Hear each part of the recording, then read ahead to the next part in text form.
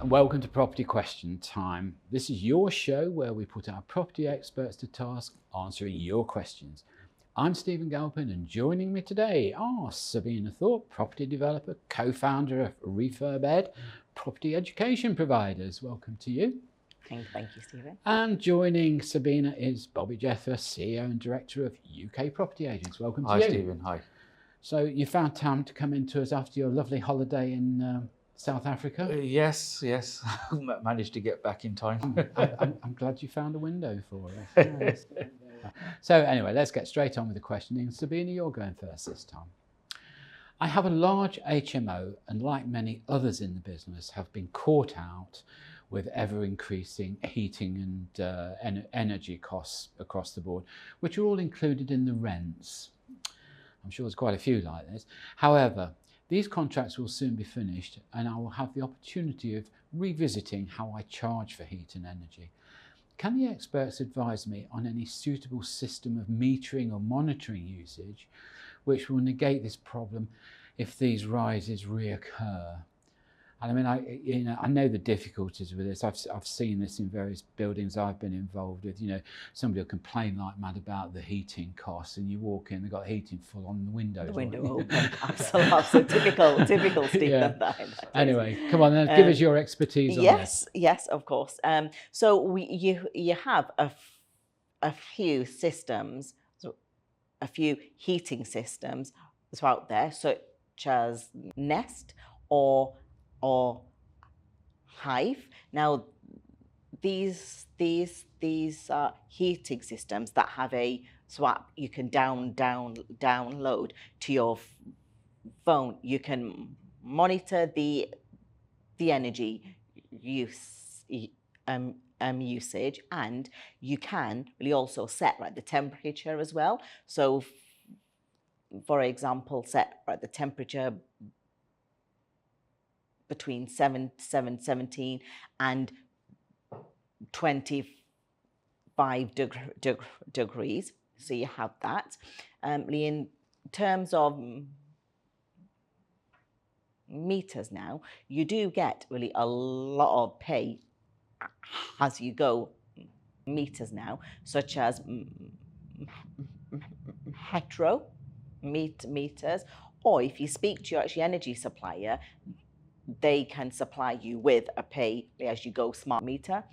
And also something to actually tackle these energy bills is that landlords are now putting in a fair usage clause really into their ASTs, which means that they will pay the energy bills really up to a certain point. Really after that, the tenant then pays. Yeah.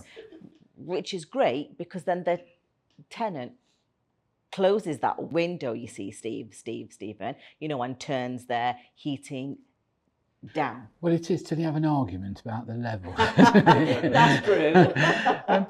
Just going back to your prepay meters, I was quite interesting. I was watching a program on TV the other night, and they were saying what's a great shame is that the energy companies are pretty well forcing a lot of these pay-as-you-go meters on people. And actually, the rate being charged for the electricity is probably twice the rate of a large house paying. So actually, if you use a lot of energy, you get a much lower rate. And it's actually the people that are struggling for money that are actually paying the high rates, which seems a bit bizarre in this climate. Yeah, so I think, Stephen, really, in that basis, you really need to shop around, because the top 6 energy suppliers, for example, do charge really a lot. But then you've got the smaller firms such as Octopus, I think it is now, isn't it, Bobbie? Yeah. They're charging commercial rate some of so they're probably keener to have the business. Exactly. Yeah, yes. But it's a very difficult thing, this energy, because I love your idea of being able to control it from your computer. Yeah, your app. Yeah. Yes. I mean, would you let your tenants loose with that app, or would you control it yourself? No, but that's just yours. But they have a turning knob to change their settings and, the settings, temperature. yeah. Yes, because you can't just stop that, because that's really illegal. Yeah. But you need to give them really a certain range. Yeah, Set. that sounds fair. That sounds. I mean, with all these things, I think the real skill is avoiding the argument, isn't it? Yeah. You know, if people do have the windows open, they'll argue that they haven't. Yes. If you have a set limit of how much they can spend, they'll always spend more, and you'll be in an argument there. So I think anything that cuts that questioning out, Yes, has got to be useful, hasn't it? Absolutely. Yeah. What do you think, Bobbie? Yeah, I think that is the way to go. Sabina's quite correct on that. The thing is that with these pay as you go meters, they're the ones that are I think the most expensive. They just charge quite dramatically compared to the ones that you're paying monthly bills and. Yeah. But I feel sorry for the people that are not sort of brave enough to speak up. I mean, I've got to tell you, I won't mention the name of the company, but I had a bit of an argument with my electricity company. Sent me that they'd just been taken over, and they sent me a note to say your next monthly bill, we're going to start direct debiting you at I think it was £600 a month. And I said, but I've given you the meter readings and my usage is about 150. And they said, yes, but we have to protect ourselves. Well, you're not protecting yourself with my 600 quid. Yeah, Thank you very much. Yeah. And I had an argument. And in the end, I've actually changed supplier now. But in the end, I said to them, well, I'm just not going to sign a direct debit if that's how you're going to do it. Stephen, you should have just charged them interest on the extra. But I just say, I do feel, very strongly for, perhaps single mums or pensioners or people that are not in, strong positions mentally, perhaps, as well as. This is the thing with them; they get more penalised. The lower you're down there, you're more penalised, and you're then supporting the guys that are doing okay anyway. Sort of thing. So it's sort of like a upside down situation, really. It's a great shame. Anyway, there we are. That's that one. So, Bobbie, with the new no-fault eviction law changes that have been proposed, will they affect agreements used in HMO lettings? It would seem a bit of a nonsense that HMOs are by nature run with higher levels of occupancy turnover. So do the panel think that a complete reassessment of letting agreements and terms are really needed at this time? Shouldn't we be looking at the whole thing? I think there could be a change. Maybe look at it more like a commercial than a residential on the HMO side. I think that would be the way to go forward, because of the level of occupancy and people that want that flexibility want to change, and then the owners might want the tenants out. So then if it's a more commercial, it's a lot more easier to do the evictions, getting them out, and for the people that are living there, I think it'll be a lot easier for them to move around and say, well, we don't want to stay here now, we want to move somewhere else. And so therefore their room can be taken by another person. So it can be that sort of way, I think. That might be more I can go beneficial. back years before you two would even know anything about it. But I mean, when Margaret Thatcher brought in these assured short-hold tenancies, the idea was to take the pressure off the government by providing a lot more accommodation to be rented within the private sector. And it worked very, very well, because for the first time, landlords knew that if they let their property out within a fixed period of time, they could get it back. Now, we seem to be going in reverse of that policy now. We're getting a reversal and sort of penal tax impositions on small landlords. The government are quite open about saying, we don't want small landlords, we want the bigger institutions, and I mean, even some of the big department stores are going into buy-to-let now, aren't they? I mean, I suppose it makes sense if you want to sell furniture. We won't mention the name, but I think we all know who I mean. Absolutely. So it all seems to me to be getting a bit confused. And then on top of all that, we're starting to say, well, once you're in, you're in. Yeah. Dangerous. And with the system at the moment, after the pandemic and everything, there's such a backlog of stuff going on, that it's, by the time everyone's catching up, the judges are looking at cases to get these tenants out. So even if the owner wants an HMO tenant out of that property, it's not going to be a straightforward situation. So they do need to, I think, review. Yeah, no, and but if they did like the maybe change that slightly, that would help, and also lower the burden on the courts, I think. Well, I'm magistrate. I've been involved in the courts for sort of about 16 years, and although we don't do commercial work and I have seen what the county court judges do in terms of property adjudications, and it seems to me that it's very rare actually that a matter gets concluded on the first hearing. Yeah, the judge will often say, well, if this happens, if that happens, if the other happens, come back and at that point we'll make a judgment. Yes. So that these days can take a year easily, easily, without even blinking. I mean that. And I just do wonder whether our sort of normal courts are actually the medium we should be using to adjudicate on these matters.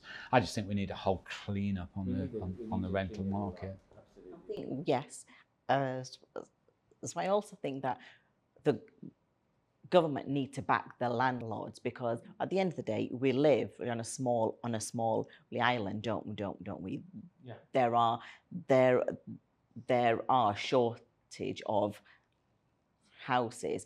So if the smaller landlords don't help the government, who as well really is there, out there, I mean, you're right, and the other thing is there's this resistance, isn't there, to allow residential property to be put into pension funds. I don't see why. I mean, we'll know that actually you can take a residential property, you can let it, and that can be your pension de facto pension, let's put it that way. I don't know why it's not encouraged, because that again takes pressure off the national support system, doesn't it? Exactly. Yeah, but definitely. All right, well, that's all we've got time for in this half of the show, so join me again after the break when we'll be asking Sabina and Bobbie more of your questions. Hello, welcome back to part 2 of Property Question Time. I'm Stephen Galpin and I'm joined by Sabina Thorpe and Bobbie Jethwa. Welcome back. Right, Sabina, I have 2 recently purchased properties requiring refurbishment, ready for letting out. I'm fairly new to the business and would appreciate guidance on how to either appoint a single contractor to do the work, or perhaps give the various jobs out to individual specialists. Well, so that's right up your street, isn't it? So, I love this subject. Okay, off you go. Well, I guess earlier, because it all depends on if they've got the experience or not really. Let's assume not, because he says I'm new to the business. Okay, that's fine. Or they've been on some kind of refurb training to understand the sequence. I would highly recommend bringing in a main contractor.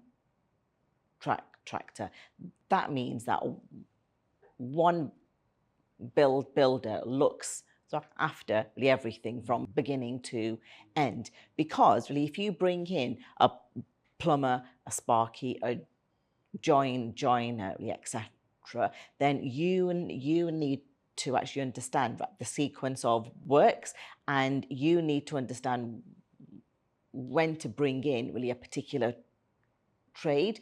If you bring them in too early, they'll be sat there. So you are spending money for somebody to just sit there really.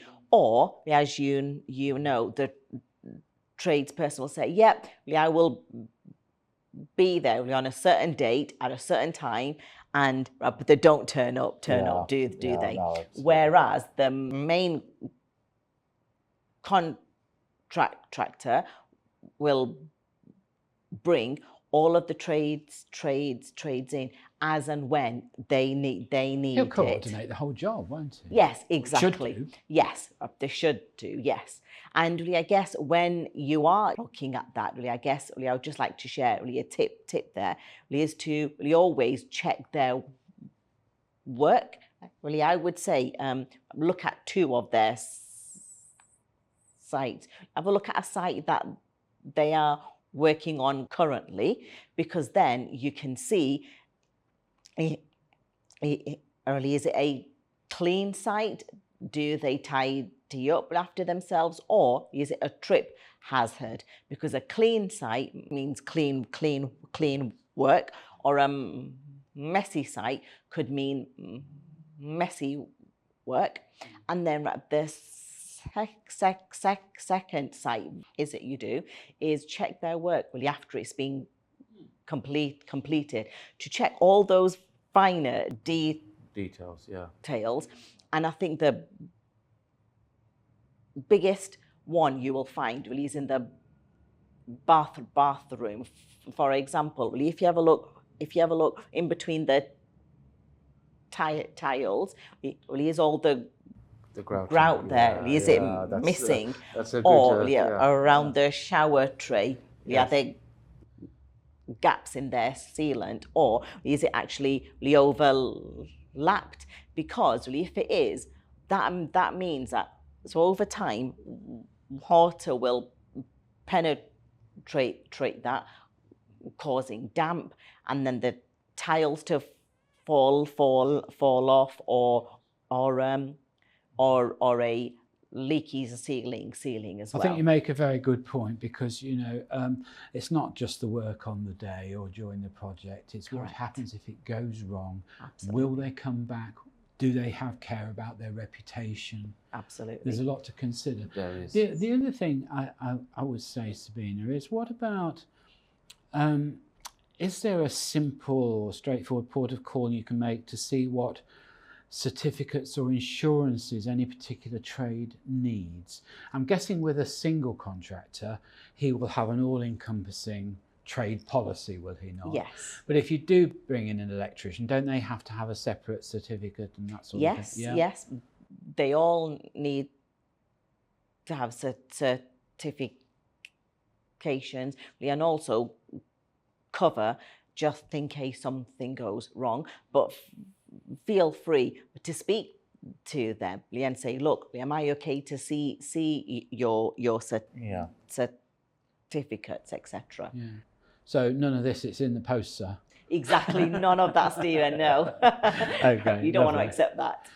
Anything to add, Bobbie? Yeah, I just think going with one main contractor is the way to go. Definitely, Sabina is right on that. Especially if you're new to If the you're business. new to, but because builders have, if you're going for individual builders and you're trying to do the whole management yourself, they have a shelf life. I mean, they at the beginning they'll probably be a bit more enthusiastic, and as they going down the road, they'll get less enthusiastic and less trying to be more, and then you'll have to chase them up. And Bobbie, isn't it? I think, it's like I'll probably get loads of letters from plumbers now, but I personally think a lot of plumbers ought to be buried behind walls at birth. But you get a good plumber, but he doesn't stay a good plumber because he gets so busy. He then subcontracts it out to a lesser skilled person, and the standard that always drops because they have a shelf life, and then after that time they do deteriorate. Yeah. So you need to keep them on there. You've always got to, as well. Yeah, exactly. And the main contractor can do all of that on your behalf. So because some people think that they are saving money. But a lot of money, really the money that they'll be saving will be spent because tradespeople will be sat there because the work that they need to do really isn't actually ready yet, or you then need to find really another tradesperson because yours really has taken really another job that is paying them really a lot more. And it's the it's the stress of it all. I mean, you're doing your own job, so you're going out doing your own life that you actually have in order to make this development work, because something has to pay for it, so you have to carry on with that. And then on top of that, then you would have all this stress with the builders and trying to get them in. And I suppose the only other alternative is if you do appoint a project manager as such. But I tell you what I found with that over the years is that they suddenly start falling out with your contractors. That causes a bit of angst between you and them and him or her. And that sort of goes wrong. I think think my ethos is the more people you add, the more problems you're going to get, really, because you've got more people to control, haven't you? Too many chefs in the kitchen. Yeah.